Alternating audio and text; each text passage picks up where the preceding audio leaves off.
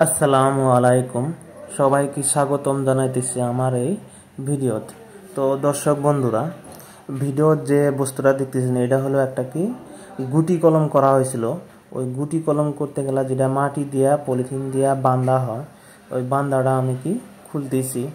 দেখতেই পাচ্ছেন ভিডিও যে গুটি কলমটা আমার সাকসেস হয়েছে, মানে শিবা বাড়াইছে। তো কেউ যদি গুটি কলমের ভিডিও লাগে তো অবশ্যই কমেন্টে জানাবেন। আমি গুটি কলম কিভাবে করতে হয় ওই প্রসেসটা ভিডিওর মাধ্যমে আমনে করে দেখানোর জন্য যত্ন করব।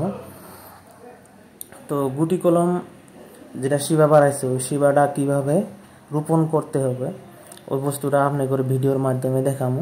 তো দেখতেই পাচ্ছেন কীরকম সুন্দরভাবে শিবা এসেছে। তো আমি ফার্স্টে কোনো গুটি কলম করি নাই, প্রথম করছি।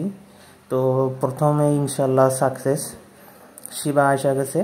তো এখন ভিডিওর মাধ্যমে দেখাইতেছি যে কিভাবে গুটি কলমটা রোপণ করতে হবে না কিনবে। তো দর্শক বন্ধুরা, এই গুটি কলমটা করা হয়েছিল কি একটা লেচু গাছের, ভালো জাতের লেচু গাছ দেখে গুটি কলম করা হয়েছিল।